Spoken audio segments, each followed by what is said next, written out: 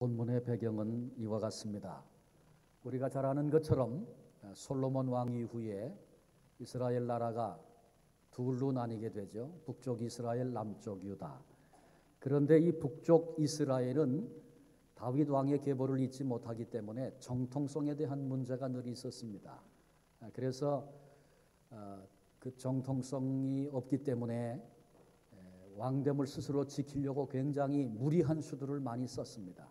예를 들면 절기 때 자기 10지파 이스라엘 민족이 예배하러 예루살렘에 내려갔다가 다윗 왕조에게 마음을 빼앗길까 두려워서 자기들 마음대로 성전도 세우고 이곳이 하나님의 전이라 그러고 하나님이 정하신 법칙이 아닌 다른 원리로 예배하도록 했던 이런 악을 저지르게 됩니다. 우상 숭배가 갈수록 점점 만연하게 되었습니다. 그래서 이 북쪽 이스라엘은 계속해서 악한 왕들이 일어났고 죄악이 만연하여 깊은 영적인 어두움 가운데 빠졌습니다. 그러던 중에 7번째 왕이 아합 왕입니다. 이 아합 왕은 부인 이세벨 때문에 더 유명하죠. 이세벨은 시돈 여인이었습니다. 벳바알, 그러니까 그 뜻은 바알의 사람이라 그런 뜻입니다.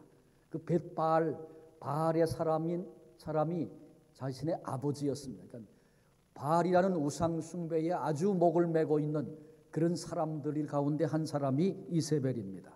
성경 전체를 통틀어서 가장 악한 여인이 누구냐? 그렇게 물으면 이세벨이라고 말할 정도로 이세벨은 악한 여인이었습니다.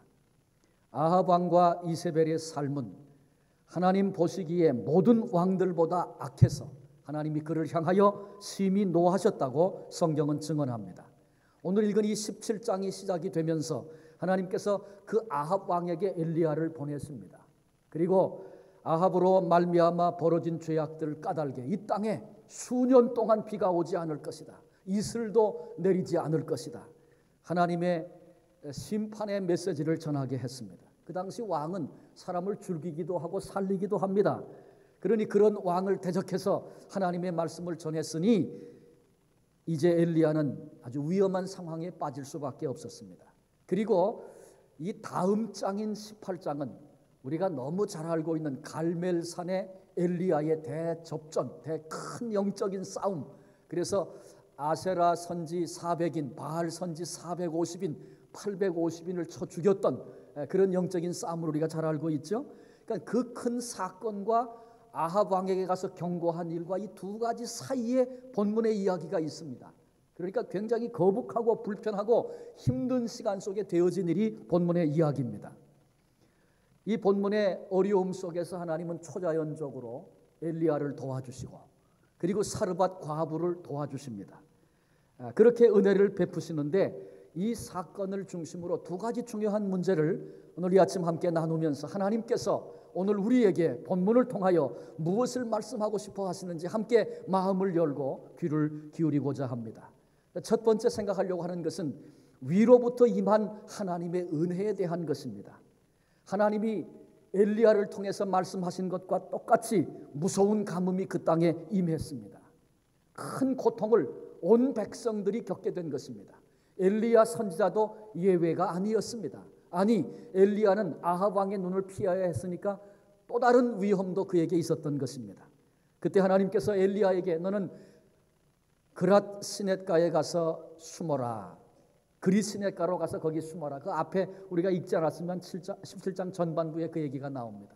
그래서 엘리야가 그리 시냇가로 가서 거기 숨으면서 시냇물을 마시고 그 다음에 하나님께서 까마귀를 통해서 떡과 고기를 보내시는 특별한 사건을 베풀어 주셔서 거기서 죽지 않고 먹고 사는 그런 일들이 진행이 됩니다. 숨어서 거기 살았습니다. 엘리야에게 하나님의 특별한 은혜가 임한 것입니다. 그런데 가뭄이 이제 점점 더 심해져서 그리 시내가 완전히 다 말라버렸습니다.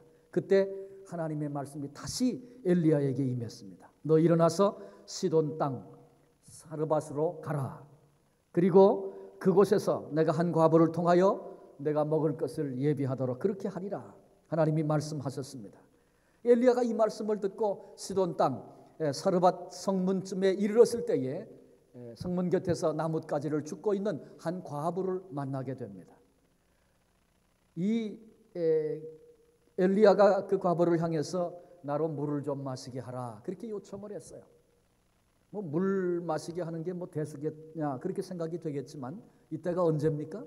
가물어서 이슬도 내리지 않아서 모두가 다 말라 죽어가는 그런 때입니다. 근데 그때 물 달라는 게 쉽지 않잖아요. 당신은 당신이 알아서 드십시오. 이 사르밧 과부가 그러지 않고 물을 좀 달라 얘기할 때 기꺼이 군말 없이 물을 가지러 갑니다. 근데 가는 그녀를 엘리야가 다시 불러 세웁니다. 물만 아니고 내 손에 떡을 좀 한 조각 가져다가 나로 먹게 하라 이렇게 얘기합니다. 그런데 이 얘기를 들었던 이 사르밧 과부가 정색을 하고 얘기합니다. 내게는 떡이 없습니다. 남아있는 것은 통에 가루 조금 그리고 병에 기름이 조금 남았는데 내가 지금 나뭇가지 줍는 것은 이것 주워서 마지막 떡을 만들어서 하나밖에 없는 자식과 더불어 먹고 이제는 죽으려고 합니다. 아주 비장한 얘기를 하는 거예요. 그냥 해보는 소리가 아니고 이제는 더 이상 가능성과 길이 없어서 이거 먹고 이제는 죽겠다. 그런 마음으로 지금 이 어미가 나무를 지금 줍고 있었던 것입니다. 근데 그때 엘리야가 그 여인을 향해서 말합니다. 두려워하지 말아라. 내 말대로 가서 떡을 만들되 먼저 나를 위해서 만들고 그 다음에 나머지로 또 만들어서 너와 내 아들이 먹도록 그렇게 해라. 이런 얘기를 엘리야가 했어요. 먹고 혹시 남는다면 내게 줄 수 있겠냐? 그래야 맞는 거 아니겠습니까? 지금 먹고 마지막으로 먹고 죽겠다는 이 아주 고난 중에 있는 이 사르밧 과부와 그 아들을 향해서 떡 만들어서 먼저 내게 가져와라. 여러분 이게 선지자로서 바른 태도입니까? 이 사르밧 과부가 아니 세상에 뭐 이런 사람이 다 있어. 그리고 돌아설만 하지 않습니까? 이런 상황에서 엘리야가 또 계속해서 말합니다. 이스라엘의 하나님께서 비를 지면에 내리시는 날까지 다시 이 모든 상황들이 회복되는 그때까지 통에 가루가 떨어지지 않고 병에 기름이 없어지지 않는 그런 은혜를 내게 베풀 것이다. 하나님이 그렇게 약속해 주셨다. 두려워하지 말아라. 그렇게 얘기합니다. 그때 이 사르밧 과부가 믿고 순종했습니다. 하나도 이의를 제기하지 않고 그게 도대체 말이 되는 얘기입니까? 밀가루 쏟아지면 그만이지 그 다음에 어떻게 마르지 않는 가루가 또 계속 나올 수 있단 말입니까? 병에 기름 한번 부으면 끝인데 더 이상 없는데 어떻게 기름을 계속 쓸 수 있습니까? 이렇게 이의를 제기하지 않고 이 사르밧 과부는 믿음으로 아름다운 헌신을 합니다. 그것도 불신앙의 땅 시돈 사르밧에서 되어진 일이니 이 과부의 믿음이 얼마나 귀하고 그의 순종이 얼마나 아름답고 어두운고 캄캄한 땅에 빛과 같이 얼마나 귀한 헌신이 아닐 수 없습니다. 말씀대로 하나님이 말씀하신 대로 지면에 비가 내리기까지 모두 회복되기까지 하나님께서 실제로 통에 가루가 떨어지지 않고 병의 기름이 없어지지 않는 기적으로 이 사르밧 과부와 그 가정을 하나님이 그렇게 도우셨습니다. 이것은 위로부터 임한 하나님의 은혜였습니다. 하나님은 믿음의 사람들에게 은혜 베풀기를 기뻐하시는 하나님이십니다. 하나님 앞에 가슴에 담고 있는 의를 지켜내기를 소원했던 그 다니엘을 하나님께서 사자굴에서 지켜내셨습니다. 은혜를 주신 것입니다. 사드락 메삭 아벳느고 7배나 뜨거운 풀무불이었지만 하나님께서 머리카락 하나 상하지 않도록 그를 지켜내셨습니다. 하나님이 은혜를 베푸신 것입니다. 요셉 모두가 그 주변에는 요셉을 반대하고 방해하는 사람뿐이었습니다. 한 사람도 자기 편이 없었습니다. 그런데 하나님께서 마침내 그 고난의 과정을 다 통과하게 하시더니 당대 세계를 주름잡는 애굽의 총리로 그를 세우셨습니다. 하나님이 그를 위해 예비하셨다가 허락하신 위로부터 임한 하나님의 은혜였습니다. 우리는 이 말씀을 보면서 사르밧 과부의 헌신 귀하고 아름답지만 또 하나 놓치지 말아야 할 게 뭐냐 하면 엘리야 선지자에게 주셨던 선교적인 사명에 대해서 볼 수 있어야 합니다. 엘리야는 지금 심판의 도구로 쓰여지기도 하고 있지만 동시에 구원의 도구로 하나님께 사용되고 있는 것입니다. 하나님이 지금 엘리야를 가뭄의 현장인 사르밧으로 보내십니다. 이는 단순히 하나님께서 너 거기 가서 생명을 연장해라, 가서 대접받고 살아라, 단지 떡 얻어 먹어라, 그것 위해서 보내신 것 아니고 엘리야도 그것 때문에 거기 간 것 아니었습니다.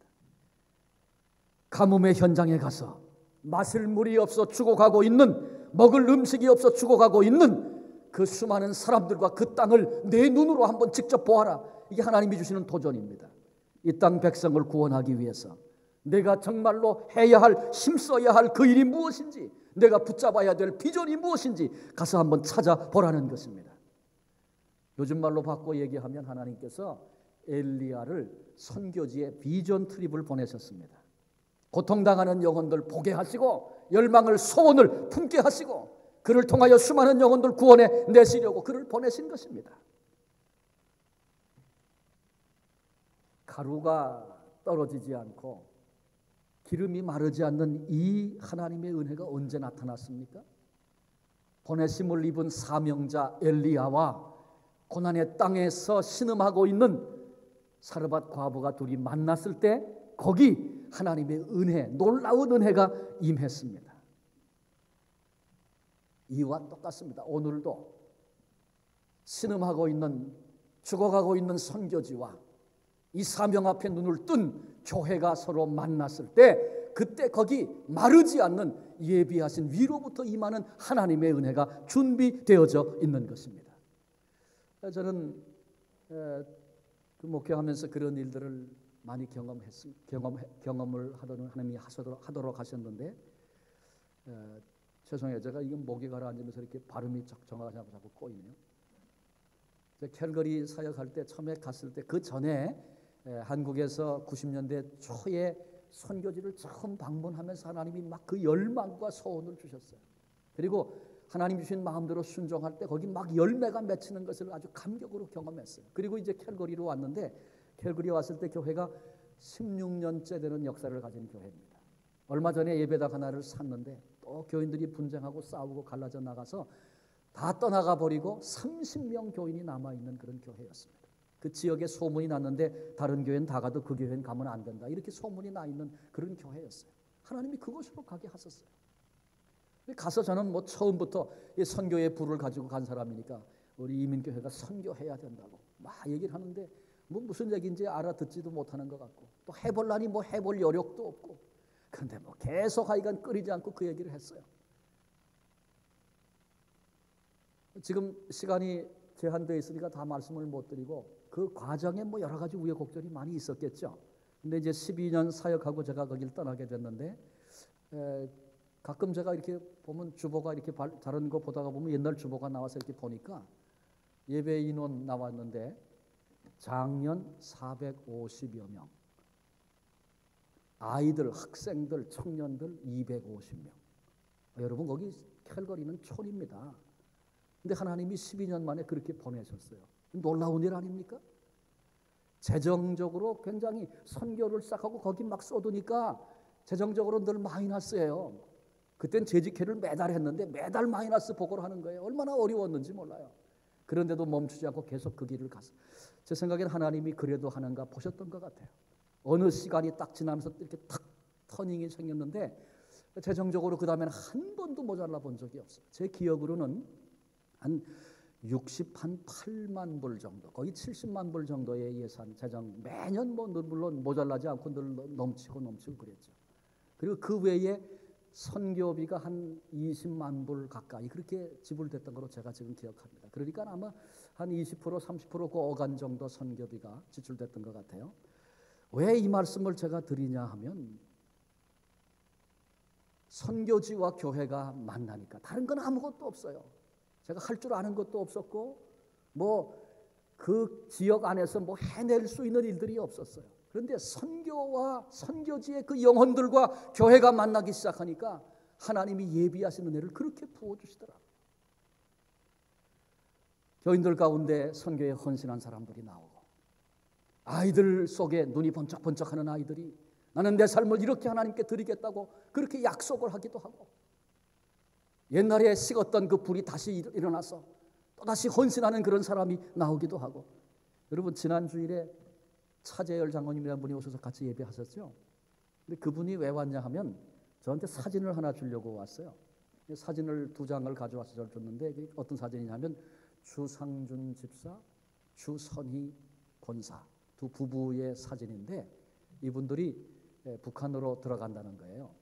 그분이 캘거리 있을 때 이제 말씀도 듣고 그러면서 그런 열정을 갖기 시작했는데, 북한에 그 산원을 짓고 간호원들이 필요하고 기도하면서 아기 낳아야 된다는 그런 얘기 많이 했는데 이분이 한국에 나가서 남편은 저보다 나이가 조금 위고 부인은 저보다 훨씬 아래고 그런데 부인은 조금 더 젊죠. 그런데 이분이 그래도 그 나이에 한국에 나가서 그 북한에 들어가서 아기를 기도하면서 낳아야 된다. 이거 사명을 감당해 보겠다고 그 나이에 한국에 나가서 그 간호학을 대학에 가서 공부를 시작을 해서 공부하고 마쳤어요.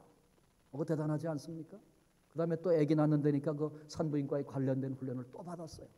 그리고는 그 동안에도 수없이 왔다 갔다 제가 북한 갔을 때 그분을 전혀 뜻밖의 거기서 만났던 적도 있었어요.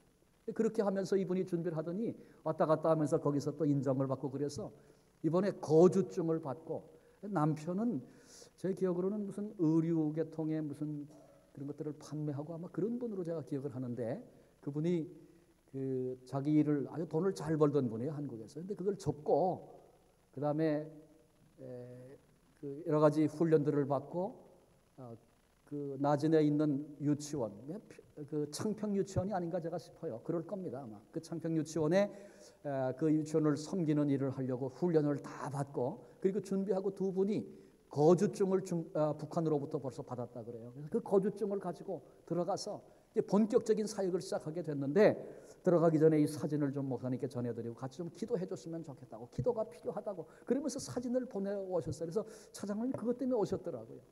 그런 일들이 그 교회에 이렇게 열매로 수없이 여기저기 지금도 이렇게 맺히고 있는 것은 교회와 선교지가 만났을 때 하나님이 예비하시는 애를 그렇게 부으시는 것 저로 경험하게 하시고 체험하게 하신 한 부분입니다. 여러분 우리 교회도 마찬가지입니다. 제가 처음 2005년도 2월 1일 날 첫 주에 부임해 왔을 때 참 우리 교회가 그렇게 쉽진 않았었어요. 참 아주 어려울 때 이제 제가 왔잖아요.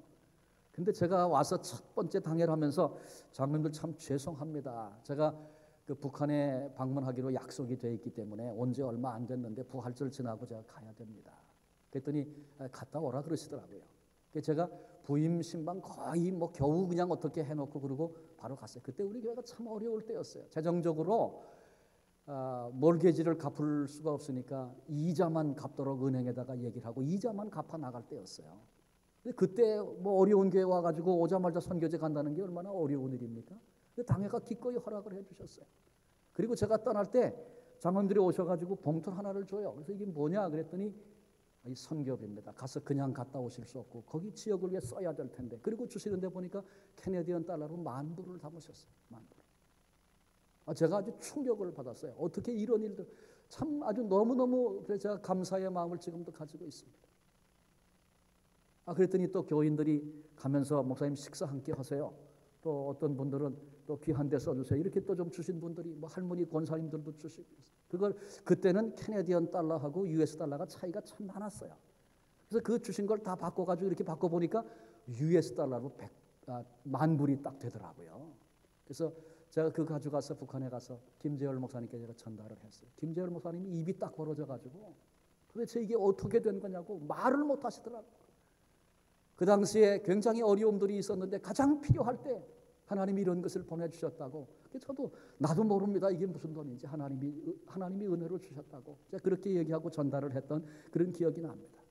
그렇게 어려울 때 선교지를 먼저 생각하고 품었던 그런 일들이 우리 속에 있고 또 개척 때부터 우리 개화삼 목사님께서 선교사 출신으로 그 가슴으로 사역했던 그 뿌리들이 우리 속에 있고 지난해 우리 목장이 아주 자리를 잡지 못해서 어려움도 있고 그래서 사실은 목장에서 우리가 선교지를 품고 헌금을 하면 매칭 펀드로 교회에서 같이 해서 2배로 그렇게 보내기로 그렇게 계획을 했는데 잘 안 됐어요.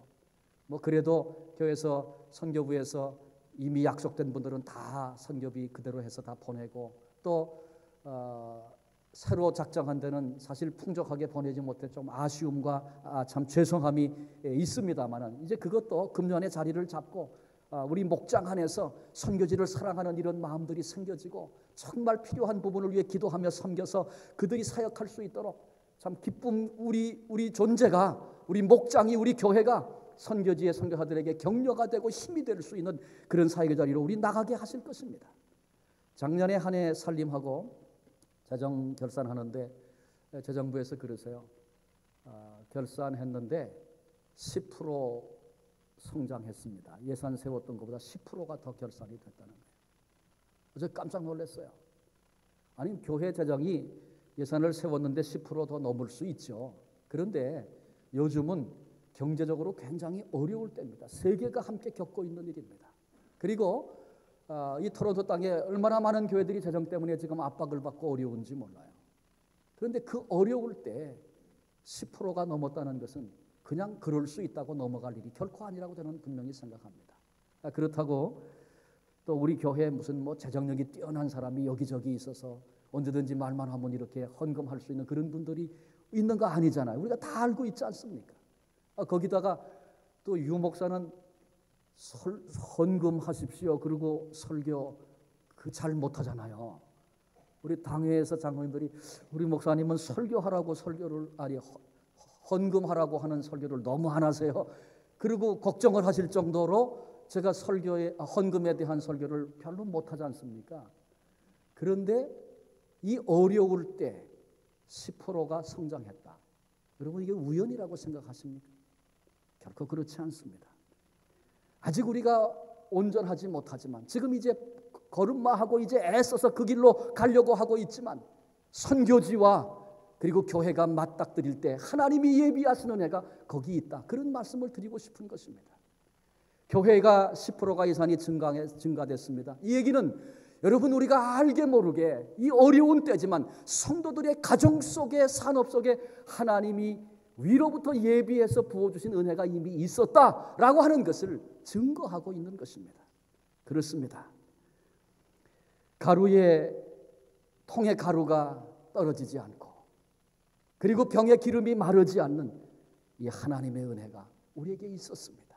그리고 하나님은 그 은혜 주시기를 기뻐하시는 분이십니다. 저도 선교하는 일에 마음을 들이면서 개인적으로 겪었던 그런 하나님이 주셨던 은혜들이 있습니다. 뭐 다른 거 그만두고 이런 얘기 좀 말씀드리기 좀 그렇긴 한데, 캘거리에 있을 때는 말이죠, 선교지를 가야 되는데 혹시 치루라고 아십니까? 이 강단에서 이런 말씀드리기가 좀 죄송한데 치질이 있는가 하면 또 치루라는 게 있어요. 이건 전혀 다른 겁니다.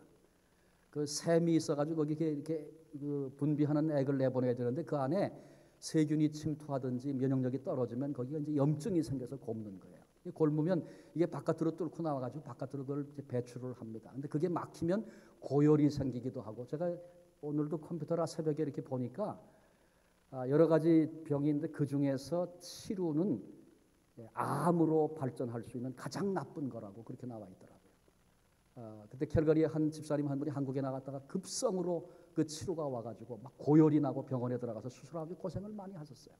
방법이 없고 원인을 찾아내서 깊이 칼로 째서 그 속에서부터 살이 다시 차나와야 되는, 그래서 굉장한 고통도 있고 시간도 많이 필요로 하는 그런 병입니다.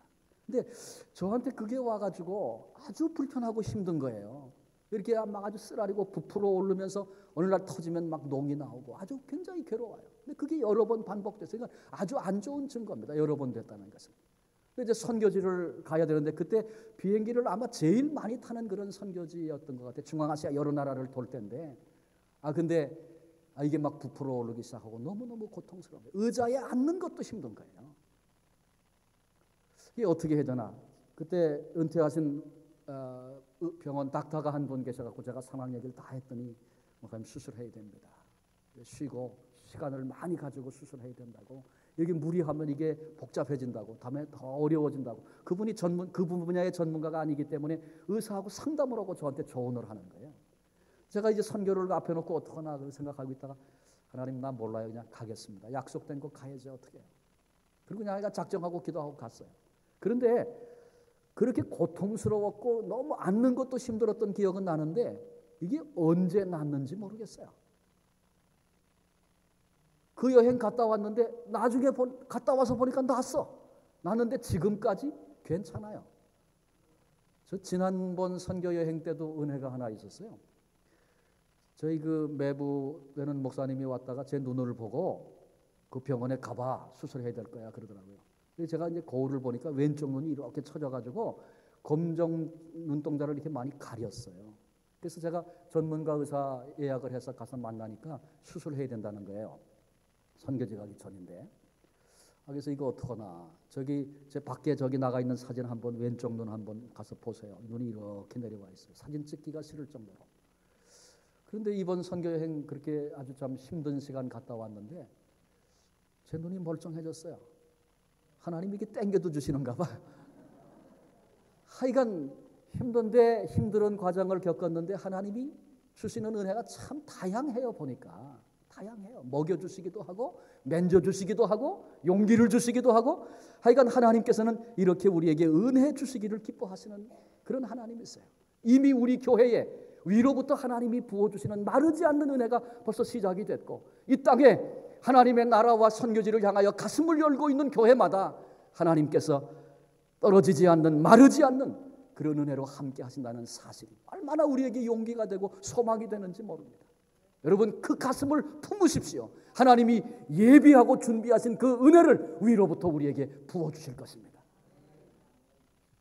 선교에 막 뛰어다니다 그런 마음이 들었던 때도 제게 있었어요. 막 이게 막 벌어지니까 사역이 막 벌어지니까 이렇게 하다가 이걸 우리가 어떻게 감당하나 이런 두려움이 순간적으로 오더라고요. 그런데 안 해요. 하나님이 그런 사역을 주실 때는 하게 할 힘도 은혜도 예비하신 은혜도 하나님이 준비하시고 하게 하시는 것입니다.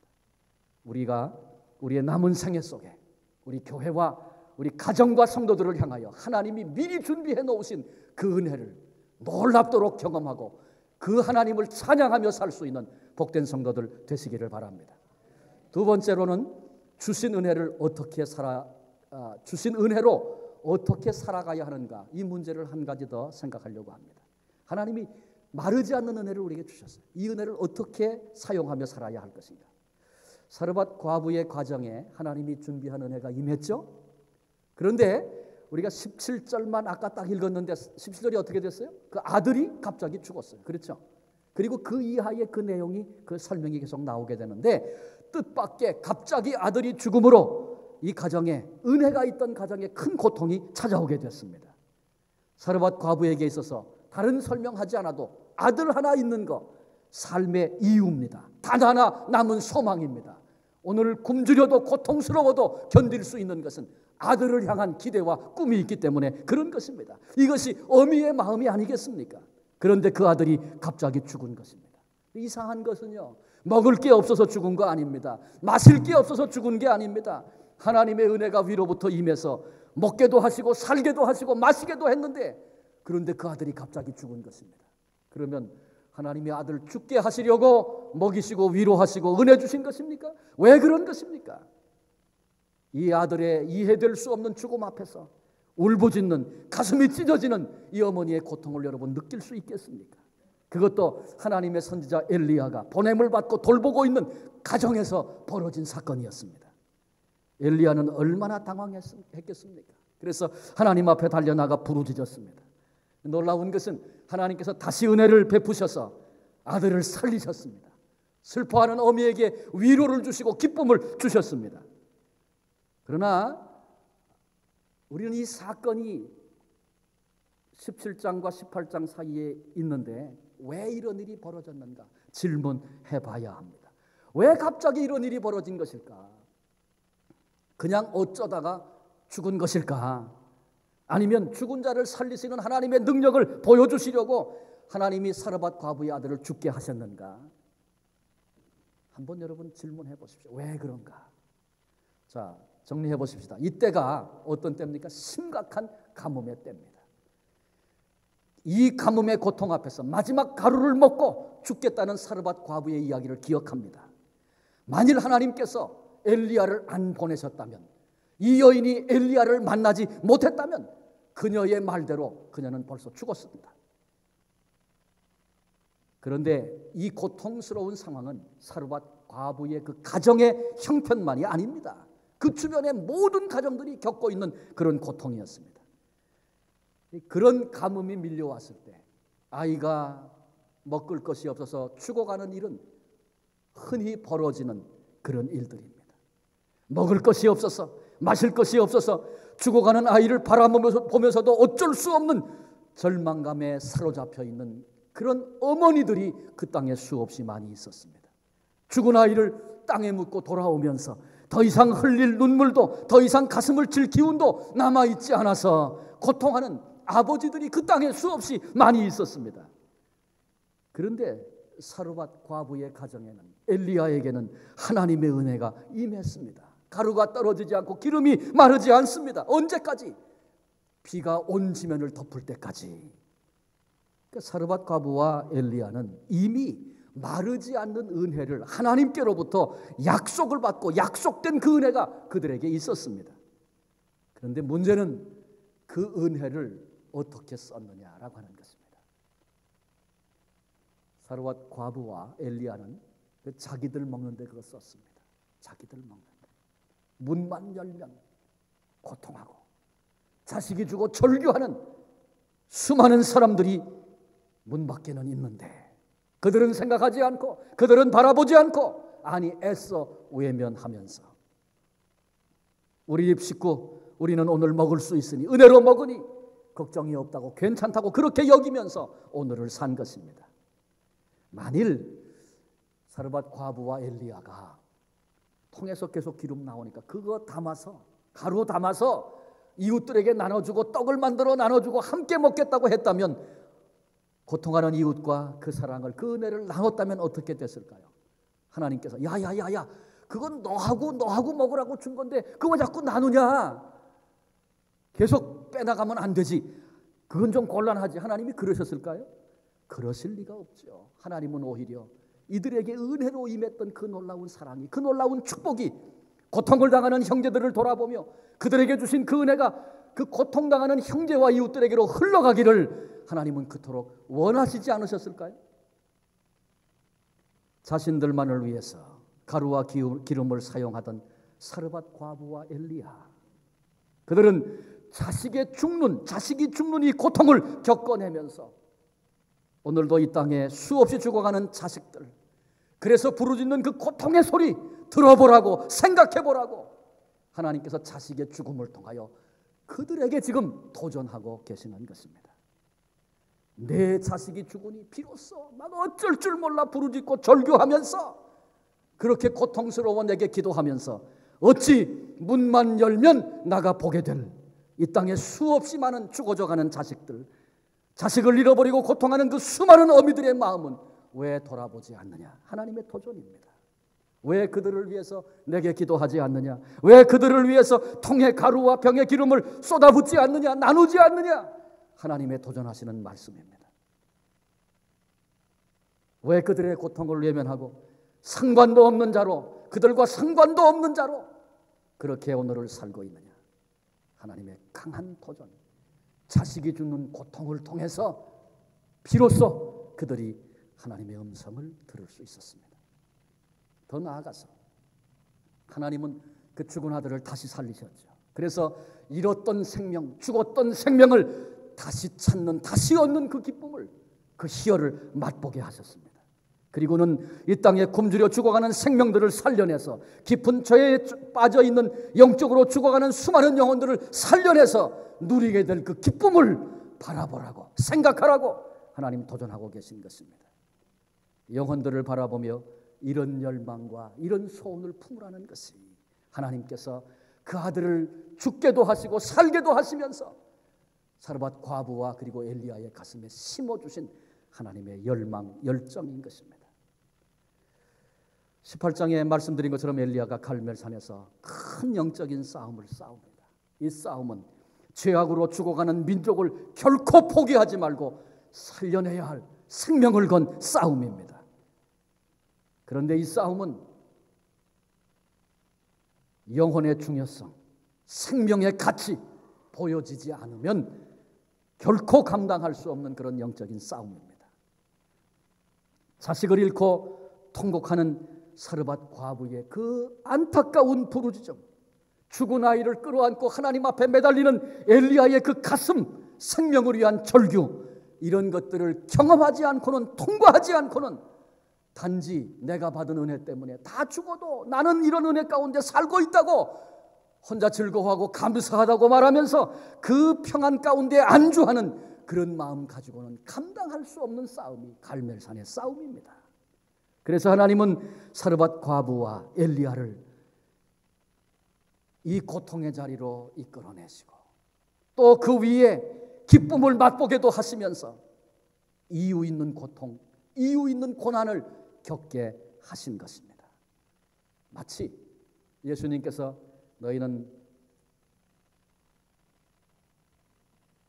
열방으로 땅 끝까지 가서 복음의 증인이 되라 당부하셨는데 성령께서 예루살렘에 임하셨을 때 기쁘다고 좋다고 우리 여기서 살자고 나갈 생각하지 않고 똘똘 뭉쳐서 하나님이 주신 은혜를 기뻐하고 즐거워할 즈음에 하나님께서 예루살렘 땅에 환난을 주심으로 그들을 흩어내지 않으셨습니까? 환난을 피하여 곳곳에 나갔던 그들을 통하여 복음은 흘러가고 주님이 말씀하신, 주님이 명령하신 그 계획이 그들을 통하여 이루어지게 되는 것을 우리는 사도행전을 통해서 보지 않습니까? 오늘 우리는 이 본문의 사건을 통해서 정녕 하나님께서 우리로 품기 원하시는 그 하나님의 마음에 대해서 깨달을 수 있어야 합니다. 왜 하나님께서 나와 내 가정에 이미 벌써 마르지 않는 은혜를 주신 것일까? 왜 하나님께서 우리 교회에 마르지 않는 은혜를 주신 것일까? 왜 하나님께서 때로는 우리로 이유 있는 고통을 겪게도 하시고 여기까지 이르게 하신 것일까? 깊이 생각해 봐야 합니다. 오늘 우리 교회가 선교주일로 지키는 날입니다. 한 해 동안 하나님의 나라를 섬기려고 선교 헌금을 작정하는 날이기도 합니다. 지금 이 순간에도 자식을 잃고 가족을 잃고 절규하는 이들이 수없이 많다는 사실을 우리 놓치지 말아야 합니다. 그건 나와 상관이 없다. 우린 여기서 평안하게 감사하게도 잘 살고 있다. 여러분 이런 마음으로 더 이상 존재해서는 안 된다. 이게 오늘 본문의 도전이 아니겠습니까? 물질적인 빈곤 때문에 지금도 지구 곳곳에서 굶어 죽어가고 있는 사람들이 수없이 많이 있습니다. 내 동족이 신음하고 있습니다. 뿐만 아니라 영적인 빈곤에 빠져서 아무런 대책도 없이 한 번 떨어지면 회복될 수 없는 영원한 죽음을 향해서 질주하고 있는 수많은 영혼들, 이 순간에 더 이상의 기회가 없는 모든 기회를 다 잃어버리고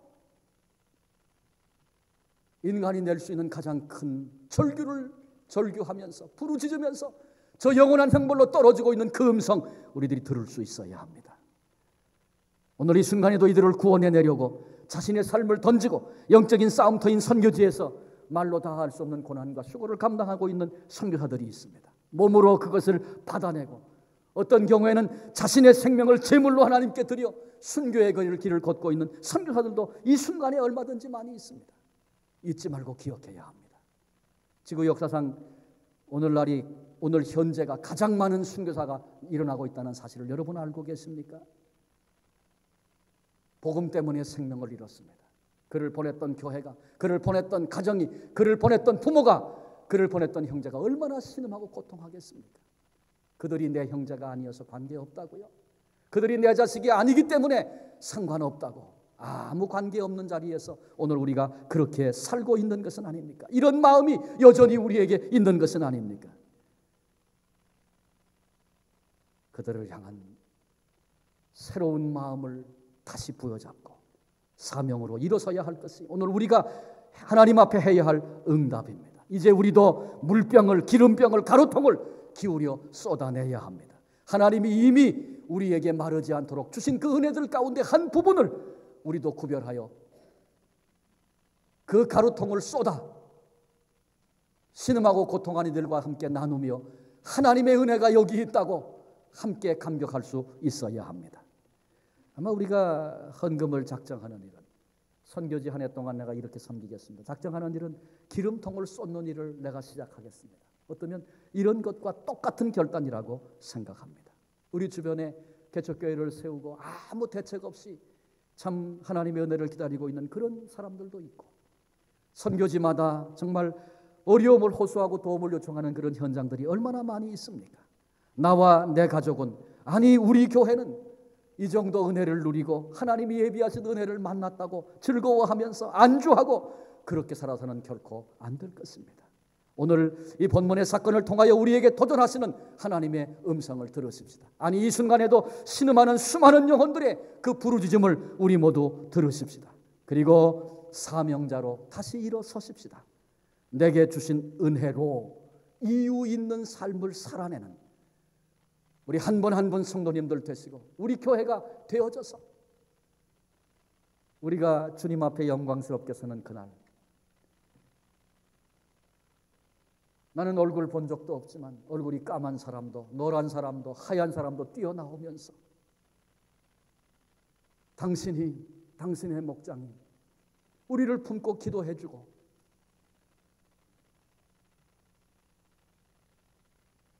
눈물로 섬겨주어서 내가 여기 왔다고, 정말 감사하다고, 그렇게 우리를 끌어안고 감격의 인사를 나눌 그런 시간을 우리 가져야 되지 않겠습니까? 하나님은 마르지 않는 은혜를 이미 우리에게 주셨는데 다 나를 위해서만 살다가, 상관없이 살다가